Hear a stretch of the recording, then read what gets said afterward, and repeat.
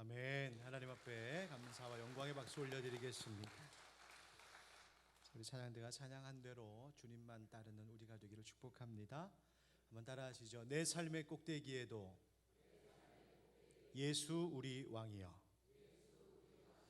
여러분은 하루의 시작을 어떻게 하고 계십니까? 또 하루의 끝맺음을 어떻게 하고 계신지요? 여러분이 매일 맞이하시는 하루의 시작은 희망적입니까? 아니면 그저 피곤함과 우울함으로 매일을 그렇게 시작하고 계신 분은 혹시 없으십니까? 아니면 희망적으로 시작했다가도 종일토록 여러 가지 일에 시달리다가 희망을 다 잃어버린 채 지친 몸과 마음으로 그 하루를 끝내기를 반복하며 살고 계신 분은 없으십니까? 히브리인들은 하루를 보는 관점이 우리랑 달라서 그 시작이 저녁부터라고 생각합니다. 날이 어두워지는 일몰로부터 하루가 시작돼서 아침 해가 밝아오는 일출을 지나 그 밝은 낮이 되면서 하루가 끝맺어진다고 보는 관점입니다. 이것은 하나님의 창조 사건을 기록하고 있는 창세기에서 비롯된 이야기인데요. 창세기 1장 5절에 이렇게 기록되어 있습니다. 하나님이 빛을 낮이라 부르시고 어둠을 밤이라 부르시니라. 저녁이 되고 아침이 되니 첫째 날이니라. 아멘. 저녁이 되고 아침이 되는 것, 저녁으로 시작해서 아침으로 마무리되는 것, 바로 그것이 하루를 정하신 하나님의 섭리라고 그들은 믿었던 것입니다. 그런데 생각해보면 이것이 우리에게 참으로 좋은 깨달음을 가져다 줍니다. 일몰로부터 시작해서 일출을 지나 밝은 낮으로 끝맺게 되는 이 하루는 우리의 삶을 시간이 갈수록 더 희망적인 것으로 보게 만들기 때문입니다.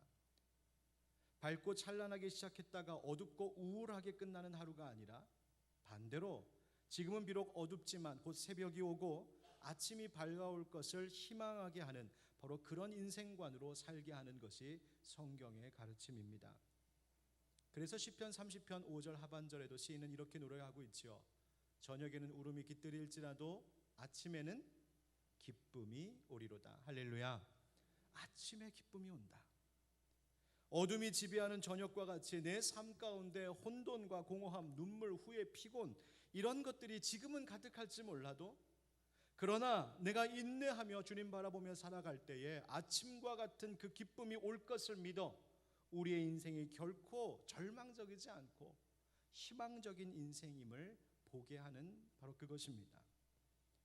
그렇습니다. 여러분, 우리는 이 믿음을 가지고 살아가야 합니다.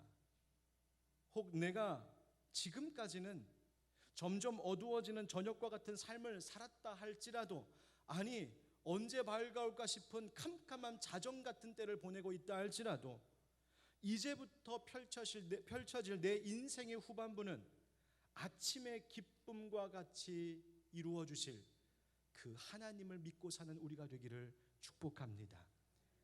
또한 기억할 것이 있으니 그것은 그렇게 희망적인 삶이란 바로 그 하루를 누구와 함께 하느냐에 있습니다. 아니 누구의 다스림과 누구의 보호하심을 받느냐에 달려있는 것입니다. 다윗은 이 점이 중요하다는 사실을 알고 있었고 그래서 시편으로 노래했습니다. 여러분, 시편의 말씀이 우리에게 큰 은혜가 되는 것은 그 노래들 속에 나타나는 시인의 경험들과 그가 고백하고 있는 것들이 우리의 삶과 동떨어져 있지 않기 때문일 것입니다. 그 가운데 시편 5편에서 시인 다윗은 이렇게 노래했습니다. 여호와여 나의 말에 귀를 기울이사 나의 심정을 헤아려 주소서. 여러분, 시편 5편의 표제어가 어떻게 되어 있냐면 다윗의 시 인도자를 따라 관악에 맞춘 노래 이렇게 되어 있습니다. 우리 성경에는 그리고 나서 1절이 시작이 되지만 히브리어 성경을 보면 저 표제어가 1절로 되어 있고 그 다음 2절 이렇게 나옵니다. 그만큼 표제어도 이 말씀을 이해하는데 아주 중요한 역할을 한다는 것을 알게 합니다. 그런데 뭐라고 말하냐면 인도자를 따라 관악에 맞춘 노래라고 합니다. 이 말은 지휘자의 인도에 따라서 악기를 연주하며 하나님 앞에 노래했다는 것입니다. 그것은 바로 소위 제의 음악, 그러니까 이스라엘 백성들이 하나님 앞에 성전에 나아가 제사하며 예배드리며 기도하며 하나님 앞에 올려드렸던 바로 그 노래가 이 노래일 것이라는 말입니다. 그런데 이 노래를 주로 언제 불렀을까? 말씀을 가만히 보니까 3절에 이렇게 고백하고 있죠. 여호와여, 아침에 주께서 나의 소리를 들으시리니 아침에 내가 주께 기도하고 바라리이다. 언제 기도한다고요? 아침에. 이 노래는 그러면 이스라엘 백성들이 주로 아침에 하나님 앞에 나아가 예배하며 기도할 때 올려드렸던 찬양이구나. 마치 오늘날 우리가 새벽 기도회, 아침 기도회 때 하나님 앞에 나와 기도하듯이 이스라엘 백성들도 그 하루의 시작을 열면서 이렇게 하나님 앞에 예배드렸구나 알 수 있습니다. 즉 다윗은 하나님께서 자신의 부르짖음에 귀 기울여 주실 것을 확신하며 기도했습니다. 그리고 하나님 앞에 기도할 때에 12절의 말씀과 같이 여호와여, 주는 의인에게 복을 주시고 방패로 함같이 은혜로 그를 호위하시리이다. 하나님, 오늘 하루를 주님 앞에 맡깁니다. 주님, 오늘 하루를 주님이 보호해 주시고 주님이 방패가 되어 주셔서 나를 호위해 주십시오. 오늘 하루도 하나님의 도우심과 은혜 없이는 내가 살 수 없습니다. 시인 다윗은 바로 그렇게 하나님 앞에 노래했던 것입니다. 다윗이 그 인생의 하루를, 그 아침을 하나님 앞에 이와 같이 기도하며 자신의 삶을 하나님 앞에 맡기며 기도함으로 그 하루를 시작했던 것은 바로 그 이유가 2절에 있습니다. 우리 2절 말씀을 함께 같이 읽어보겠습니다. 2절 시작. 나의 왕 나의 하나님이여, 내가 부르짖는 소리를 들으소서. 내가 주께 기도하나이다. 아멘. 따라합시다. 나의 왕 나의 하나님이여. 나의 왕 나의 하나님이여. 다윗은 내 하루의 주인이 하나님이시고 내 하루를 왕 되신 주님께 의탁해야, 그분에게 매달려야 그 하루가 아침의 기쁨과 같이 늘 밝을 수 있다는 사실을 알고 있었습니다. 저녁에는 울음이 깃들일지라도 아침에는 기쁨이 오리로다. 이 고백 역시 그저 인간의 무조건적인 긍정적인 태도나 근거 없는 맹목적인 낙관주의에서 나온 말이 아니라 내 하루 내 인생이 하나님 손에 있습니다. 주님이 나의 왕이십니다. 그러니 주님께 간구합니다. 내가 주님 왕 되신 주님께 간구하고 매달리면 주님이 날 응답하시고 오늘도 방패와 같이 나를 호위해 주실 줄 믿습니다. 바로 그 신앙의 고백이 있었기에 그들은 저녁에도 아침의 기쁨을 노래할 수 있었습니다. 그렇다면 사랑하는 형제자매 여러분, 여러분은 오늘 하루를 여러분의 인생 가운데 누구를 왕으로 모시며 살고 계십니까? 조선을 세운 이성계에 대한 이런 이야기가 있습니다. 이성계가 하루는 왕이 되기 전에 낮잠을 자다가 꿈을 꿨습니다. 근데 꿈이 참 이상했습니다. 꿈에 자기가 석가래, 여러분 석가래 아시죠? 석가래 긴 것 3개를 어깨에다 메고 하늘을 향해 꼭이요, 자기가 그러더랍니다. 하도 이 꿈이 이상해서 무학대사에 가서 물었답니다. 내가 석가래 3개를 메고 꼭이요 하고 내가 닭울음 소리를 냈는데 도대체 이 꿈이 무슨 꿈입니까? 그러자 무학대사가 그 꿈을 해몽해 주기를 그 석가래 3개를 어깨에 메고 있는 모습은 바로 임금 왕자를 의미하는 것이요, 꼭기요라고 하는 말은 고귀위, 높을 고, 귀할 귀, 자리 위, 즉 높고 귀한 자리에 있을 것이다. 당신이 이제 왕이 될 꿈입니다 라고 해몽해 주었답니다. 꿈보다 해몽입니다. 그런데 여러분, 이성계만 왕이 될 꿈을 꾸었던 것이 아닙니다. 어쩌면 우리도 날마다 왕이 될 꿈을 꾸며 살고 있지는 않은가 생각해 봐야 합니다. 내가 제일 높아지길 바라고, 내가 제일 인정받길 바라고, 모든 일들이 내 뜻대로 내 생각대로 되길 바라고, 내 가족도 내 자녀도 친구들도 심지어 하나님까지도 내 마음대로 움직여 주길 바라는 그것, 그래서 가정도 직장도 교회도 다 내가 다스리는 나의 왕국으로 만들어 버리려고 하는 바로 그것이 내가 오늘 나의 왕이 될 꿈을 꾸는 그것입니다. 내가 내 힘만으로 나를 지켜낼 수 있다고 하는 생각, 내가 다른 사람을 어떻게 믿어? 내가 나를 믿고 살아야지, 내 힘 믿고 살아야지, 내 힘과 내 지혜로 나를 지킬 수 있어 라고 여기는 그 태도, 바로 그것이 내가 내 왕 되려고 하는 그 꿈입니다. 다른 사람의 말은 도무지 듣지 않으려고 하는 그 고집, 절대로 변화되지 않으려고 하는 그 아집, 다른 사람은 다 틀리고 나는 맞는 거야 라고 생각하는 그 오만, 자기를 내려놓지 못하고 무릎 꿇을 줄 모르고 낮아질 줄 모르고 섬길 줄 모르는 그 교만, 바로 그것이 오늘 내가 나의 왕 되려고 꿈꾸는 바로 그 모습이란 말입니다. 사랑하는 성도 여러분, 이 땅의 모든 나라의 모든 왕들은 다 죽었습니다. 제 아무리 천하를 제패하고 제국을 건설하고 심지어 신처럼 받들어졌던 통치자일지라도 결국 때가 되면 다 죽었습니다. 그것은 이 땅에 영원한 왕은 없다는 말입니다. 오직 하나님만이 우리에게 영존하시는 아버지, 참 왕이신 줄 믿습니다. 하나님이 왕이심을 믿고 하나님께 엎드리는 것이 바로 우리들입니다. 그분의 다스림을 받고 그분의 통치와 보호하심을 의지하며 살아가는 것, 그것이 바로 우리들입니다. 왕이신 하나님의 은혜를 구하며 내 삶을 살아가는 것, 그분이 나를 지켜주시는 것이라고 고백하며 살아가는 그 삶의 태도와 방식, 바로 그것이 비로소 내 인생을 아침과 같은 기쁨으로 인도한다는 사실을 잊지 않는 여러분 되시길 주의 이름으로 축원드립니다. 오늘 본문 가운데로 함께 들어가 보겠습니다. 오늘 본문의 배경을 성경은 이렇게 말합니다. 해골이라 하는 곳, 해골이라 하는 곳, 바로 우리가 잘 아는 골고다 언덕입니다. 이 해골이라고 하는 말에 대해 성경이 여러 가지로 나오지요. 헬라어로는 크라니온, 바로 이것인데, 골고다라고 하는 말, 이것은 아람어 골골타라는 말을 음역한 것입니다.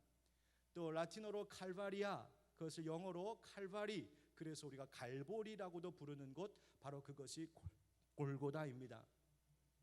그 골고다 언덕 위에 3개의 십자가 세워져 있었습니다. 가운데 십자가에는 예수님께서, 그리고 양옆의 십자가에는 오늘 본문에 행악자라고 설명하고 있는 2사람이 다 못 박혀 있었습니다. 십자가 처형이라고 하는 극형에 이 2사람이 못 박혀 있었던 것을 보면, 2 행악자는 그저 단순한 강도 정도가 아니라 어쩌면 로마의 반란을 일으키고 그 일을 수행하는 중에 살인 또는 강도 그렇게 하다가 처형, 극형을 당하게 된 것으로 보입니다. 그런데 예수님의 십자가, 그 가운데 있던 예수님의 십자가 위에는 명패가 붙어 있었습니다. 바로 이런 모양입니다. 영화 속에서 표현한 그 모습, 바로 그 이미지인데요. 그 명패에 대한 자세한 설명은 요한복음에 기록되어 있습니다. 빌라도가 패를 써서 십자가 위에 붙이니 나사렛 예수 유대인의 왕이라 기록되었더라. 예수께서 못 박히신 곳이 성에서 가까운 고로 많은 유대인이 이 패를 읽는데 히브리와 로마와 헬라 말로 기록되었더라. 유대인의 대제사장들이 빌라도에게 이르되 유대인의 왕이라 쓰지 말고 자칭 유대인의 왕이라 쓰라 하니 빌라도가 대답하되 내가 쓸 것을 썼다 하니라. 아멘. 나사렛 예수 유대인의 왕이라고 하는 뜻의 말을 히브리어, 그리고 로마어 즉 라틴어, 그리고 헬라어로 기록했습니다.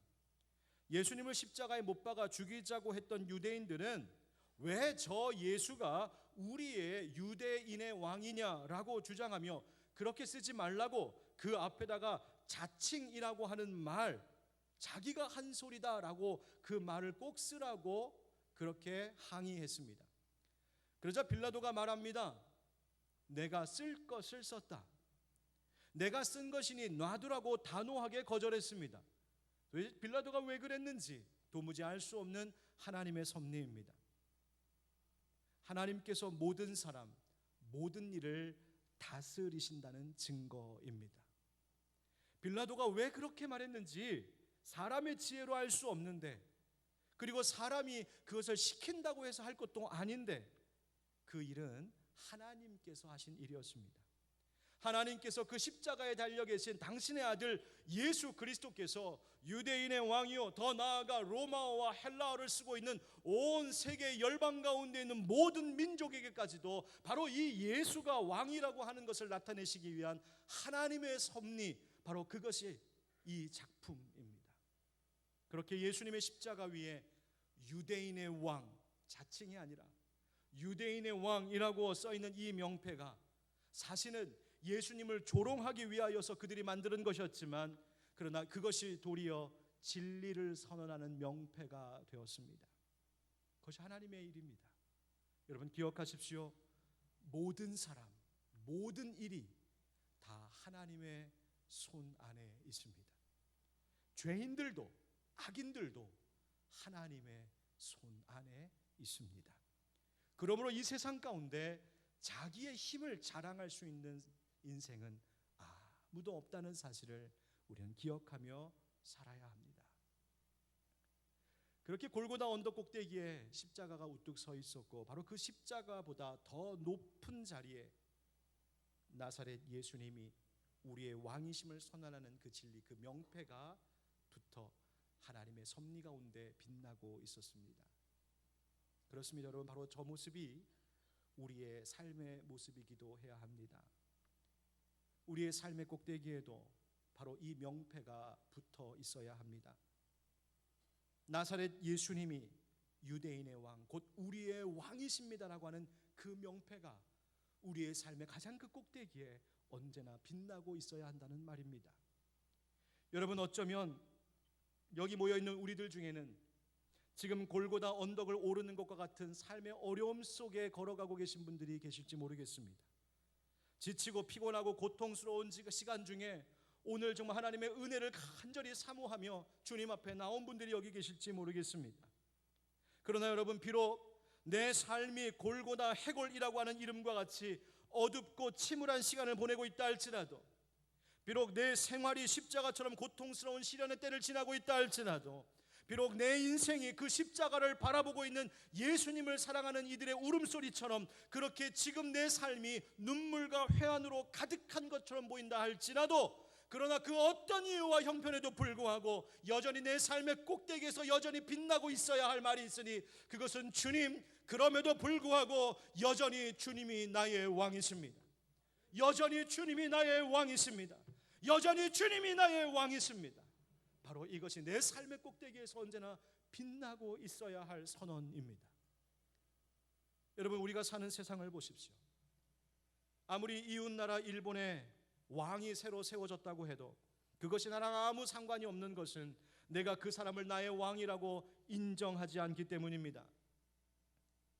왕이 나에게 왕이 될 수 있는 것, 왕이 나에게 왕으로서의 영향력을 발휘할 수 있는 것은 내가 그를 나의 왕으로 인정하고 받아들일 때, 내가 그에게 엎드릴 때에 가능한 것입니다. 아무리 내 앞에 화려한 옷을 입고, 아무리 번쩍이는 왕관을 쓰고, 아무리 호위 군사들이 나를 위협한다고 할지라도 내가 그를 왕으로 받아들이지 않고 내가 그에게 엎드리지 않으면 그가 결코 나에게 왕이 될 수 없는 것처럼, 그가 나에게 왕이 될 수 있는 것은 내가 그분 앞에 엎드릴 때에, 내가 그분을 왕으로 인정할 때에 비로소 그는 나의 왕이 될 수 있습니다. 지금 우리는 일본 사람이 아니기 때문에 일본의 왕이 누구든 상관도 없고 더군다나 절할 일은 더욱이 없지만, 여러분, 우리가 조금만 거슬러 생각해 보면 일제강점기 때는 이야기가 달랐습니다. 당시 일본의 왕에게 엎드리지 않는 것은 목숨을 거는 일이었고 내 인생의 안전과 미래를 포기하는 것이었습니다. 왜냐하면 세상의 힘이 우리 조상들로 하여금 일본의 왕에게 절하게 했고, 그렇지 않으면 죽이겠다고 협박했기 때문입니다. 그러나 결코 그럴 수 없었던 분들, 결코 그렇게 그 일본의 왕에게 엎드릴 수 없다라고 여겼던, 목숨을 걸었던 이들, 그들이 버티며 순교한 것, 바로 그것이 우리의 믿음의 조상들입니다. 지금도 이 치열한 싸움, 이러한 위험은 여전히 우리 눈앞에 보이지 않게 우리에게 도사리고 있습니다. 많은 사람들이 돈과 물질에 엎드릴 때 나만 그러지 않는다고, 나는 절대로 세상의 물질 앞에 엎드리지 않겠다고 그렇게 뻣뻣이 서는 것, 여러분, 말처럼 그렇게 쉽지 않습니다. 많은 사람들이 이 땅에 속한 성공의 인생의 전부를 거며, 내가 이 세상에서 성공만 할 수 있다면, 누군가 나를 성공할 수 있게만 해준다면 나는 그 일을 위해서 언제든지 엎드릴 수 있다라고 그렇게 말하고 있는 이 시대에 나는 세상 사람, 세상의 힘 그 앞에 엎드리지 않겠다고 고개 뻣뻣이 들고 산다는 것 쉽지 않은 일입니다. 때로는 내 육신의 욕구, 이생의 자랑거리가 내 왕이 되어서 나의 경배를 요구할 때 나는 절대로 그렇게 살 수 없노라고, 나는 오직 주 예수 그리스도께만 엎드리는 자라고 버티고 사는 것, 여러분 쉽지 않은 것 경험하셨을 겁니다. 사랑하는 형제자매 여러분, 그렇기 때문에 세상과 사람이 만든 금신상 앞에 절하지 않던 다니엘과 세 친구들과 같은 믿음의 용기가 더욱 필요한 때입니다. 그 믿음의 용기로 오직 왕이신 예수님께만 엎드리겠다고 모인 사람들이 바로 여기 예배하는 사람들입니다. 혼자 버티기가 때로는 어렵고 때로는 두려워서 혼자 세상 속에서 싸워가는 것, 세상의 왕에게 절하지 않겠다고 오늘도 나 혼자 버티고 사는 것이 너무나 어려워서 때로는 그렇게 버티다가 상처받고 공격받아서 지친 몸과 마음을 이끌고 주님 앞에 나와 비로소 이 자리에 나와서야 무릎 꿇고, 주님 내가 세상에서 무릎 꿇지 않으려고 얼마나 애썼는지 아십니까? 주님 내가 이 자리에서만 주님 앞에 엎드리기 위하여서 내가 얼마나 애썼는지 아십니까? 주님 아시지요? 그 마음으로 나와 예배하는 자들이 바로 여기에 모여있는 우리들입니다. 세상의 것을 결코 나의 왕이라고 말할 수 없어서 버티고 버티다가 비로소 주님 앞에 나와 내 삶을 내려놓는 것, 바로 그것이 진정한 예배가 아니겠습니까? 여러분 우리 옆에 있는 분들하고 한번 이렇게 인사해 보실까요? 잘하셨습니다. 우리의 왕은 예수님 뿐입니다. 시작. 아멘. 여러분 그렇게 사시길 축복합니다. 그럼 오늘 본문은 그 왕이신 우리 예수님에 대하여 뭐라고 말하고 있고, 또 그분을 나의 왕으로 고백한다는 건 어떻게 살아가는 것일까요? 한번 따라하겠습니다. 용서하시는 자비의 왕입니다. 우리 34절 함께 읽겠습니다. 시작. 이에 예수께서 이르시되 아버지 저들을 사하여 주옵소서, 자기들이 하는 것을 알지 못함이니이다 하시더라. 아멘. 여러분 세상의 왕은 용서하고 또 그를 긍휼히 여기는 그런 왕이기보다는 정복하고 군림하는 왕입니다. 이스라엘 역사 속에서 보여준 많은 왕들이 그리했고 더욱이 예수님 당시의 로마 황제는 더 그랬습니다. 그리스도인들을 그저 사자의 먹잇감으로 내어주고 자기들 야간 잔치에 불을 밝히는 횃불의 땔감 정도로 여겼던 당시의 로마 황제와 권력자들에게 있어서 자비와 긍휼이라고 하는 것은 도무지 찾아볼래야 찾아볼 수가 없었습니다. 하지만 같은 시대를 살고 있지만 그 예수 십자가 달리신 우리 그리스도께서는 달랐습니다.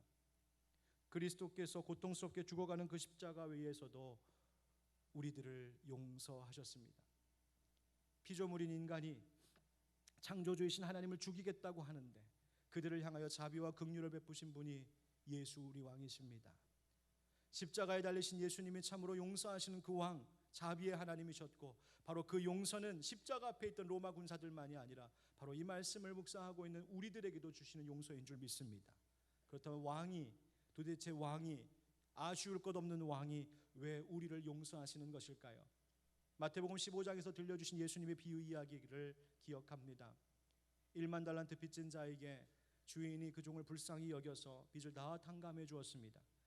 그런데 돌아가던 중에 그 종이 자기가 주인의 긍휼히 여겨주시는 은혜로 그 빚을 다 탕감받았음에도 불구하고 자기와는 비교도 되지 않는 아주 적은 금액을 빚진 자를 만나 너는 왜 내 돈 갚지 않느냐고 고발하고 감옥에 넣었던 이야기. 여러분 그때 예수님께서 그 이야기의 마지막에 이렇게 말씀하셨습니다. 우리 함께 마태복음 18장 35절을 같이 읽어보겠습니다. 시작. 너희는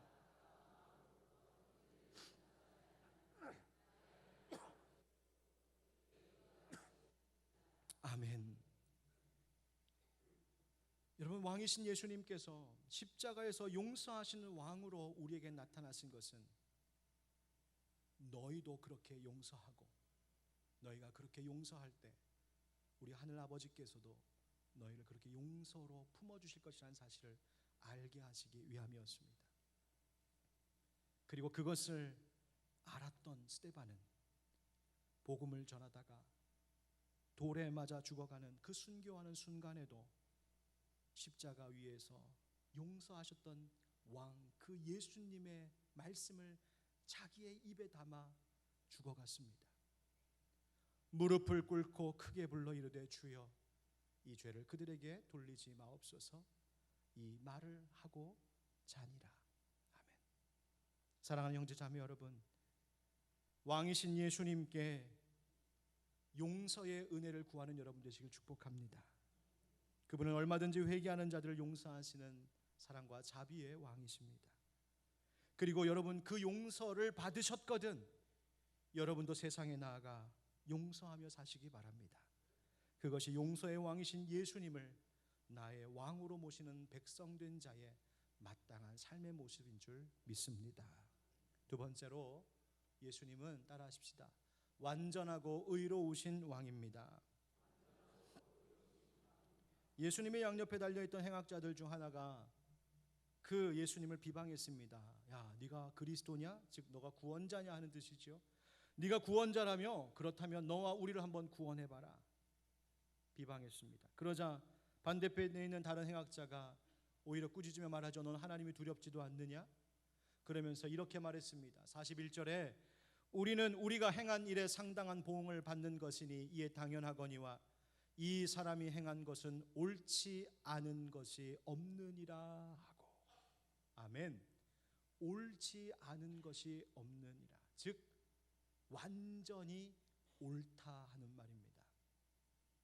예수 그리스도께서 완전하신 의인이었다는 말입니다. 여러분 이 점이 얼마나 중요한지요.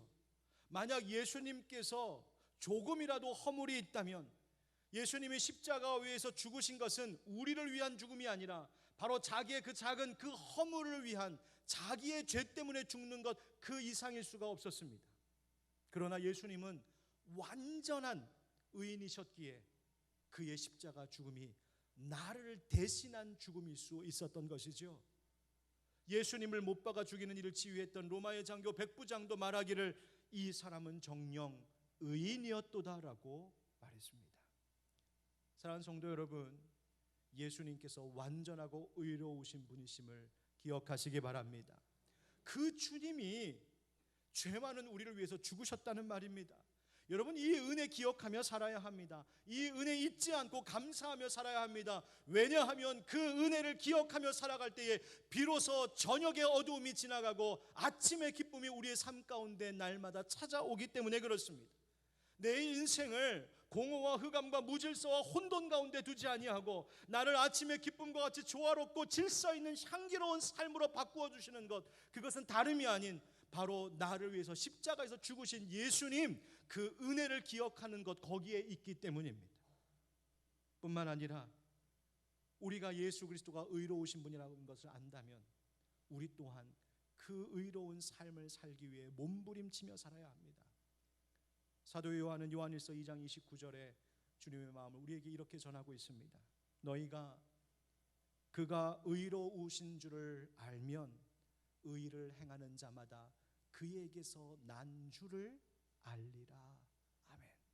내가 하나님의 자녀, 내가 주님만을 왕으로 모시는 주의 백성이라고 하는 사실을 알 수 있는, 그것을 보여줄 수 있는 증명이 무엇이냐면 예수가 그렇게 의로운 분이라는 것을 내가 입술로 시인하고 삶으로 고백하고 뿐만 아니라 그 예수님이 가신 의의 길을 나도 가겠노라고, 나도 성령님과 함께 가겠노라고 몸부림치며 살아가는 것, 그분의 의로우심을 본받아 살아가는 그 모습을 통하여 내가 주의 백성 되었음을 확인한다는 것입니다.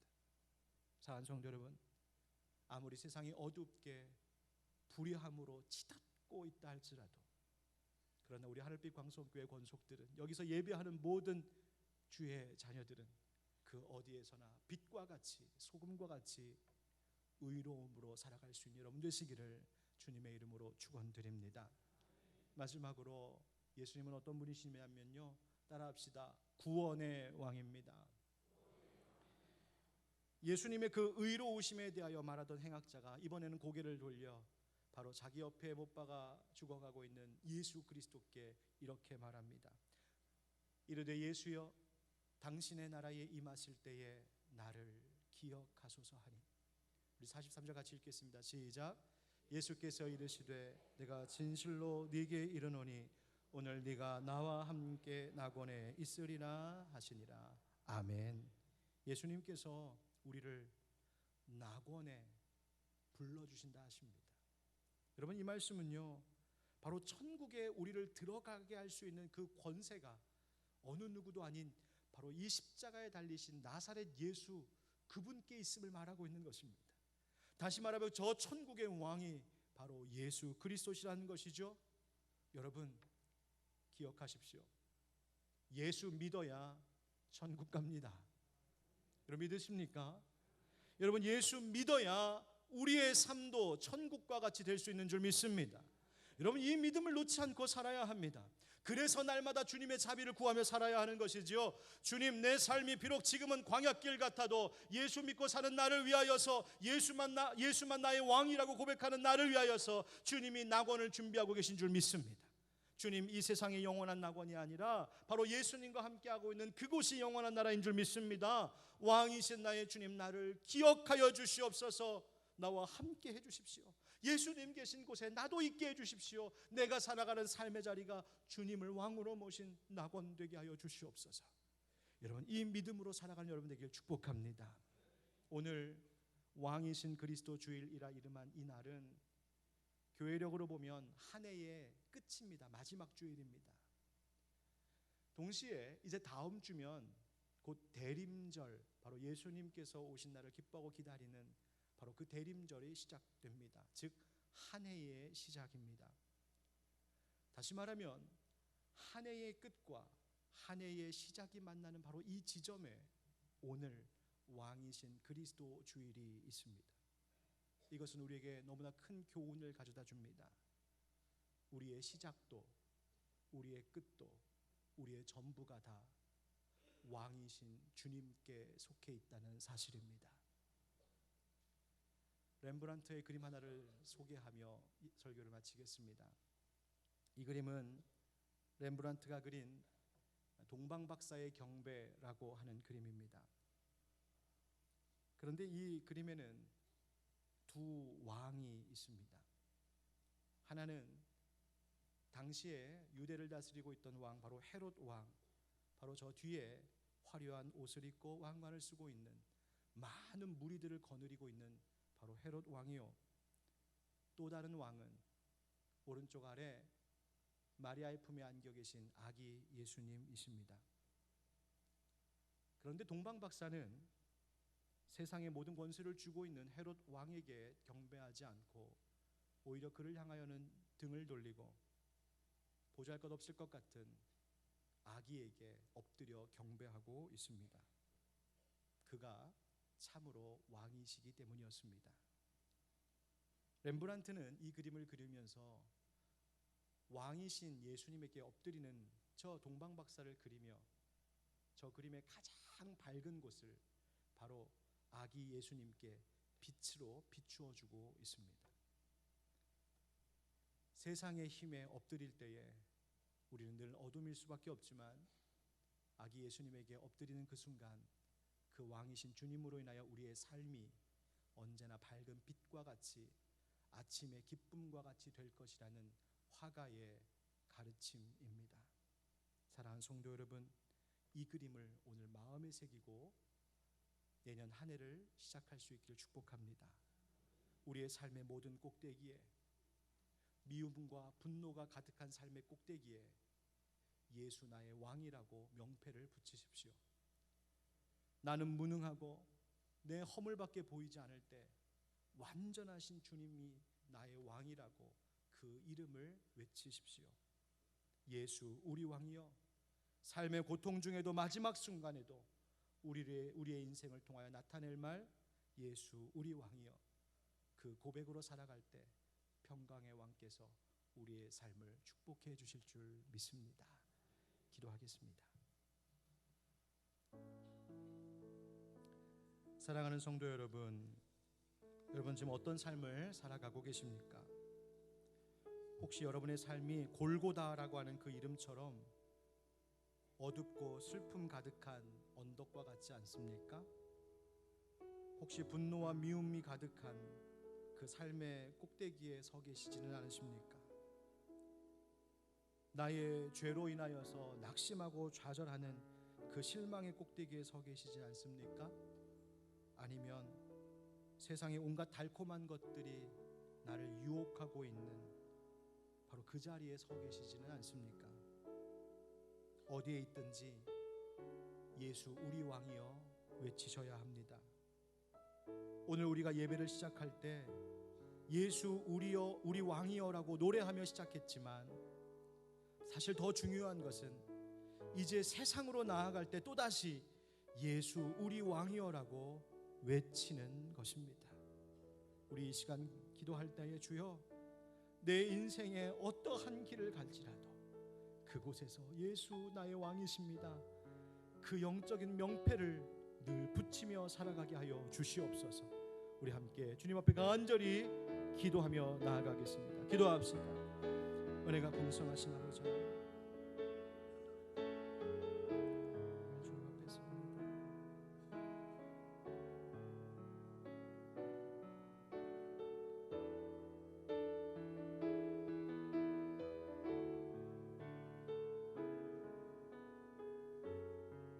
아버지 하나님, 우리 인생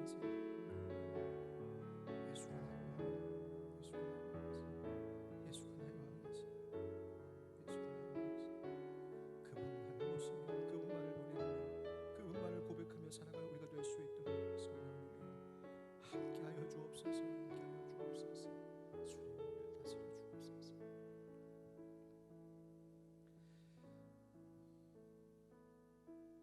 영원하신 우리의 왕, 우리 주 예수 그리스도시여, 우리가 주님 앞에 나와 예배하며 기도할 수 있는 하나님의 백성 삼아 주심을 감사드립니다. 하나님, 여기 세상에서 헛된 왕들에게 경배할 수 없어 버티다가 치이고 상처받고 무너진 심령들이 있사오니 주님이여 위로하여 주시고 그 눈물 닦아주시고 그 상처들을 어루만져 주시옵소서. 하나님, 두려운 세상이지만 이제 다시 내 세상으로 나아가 그 세상의 꼭대기에서 여전히 예수가 나의 왕이십니다 노래하고 고백하며 살기로 결단하오니 성령님, 우리로 하여금 할 수 있도록 힘주시고 믿음의 용기를 더하여 주시고 왕이신 주여 방패가 되어 주셔서 오늘도 우리를 호위하여 주시옵소서. 그래서 저녁의 모든 울음을 다 몰아내시고 아침의 밝은 기쁨이 우리의 삶 가운데 가득하게 하여 주시옵소서. 예수 그리스도의 이름으로 축복하며 기도하옵나이다.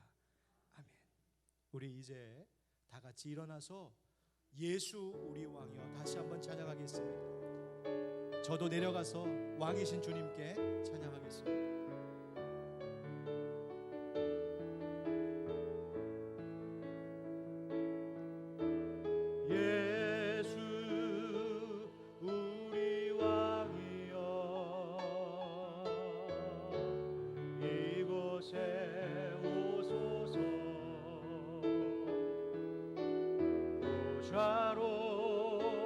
주여 임하사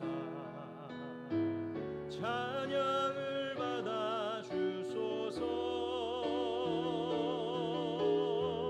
주님을 찬양하오니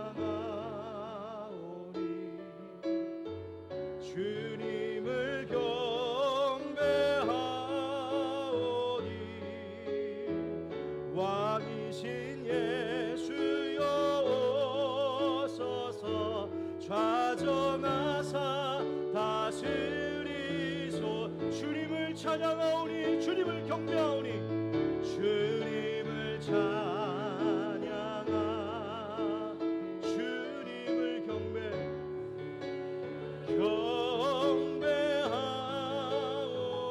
아멘. 왕이신 예수여 오소서. 좌정하사 다스리소서.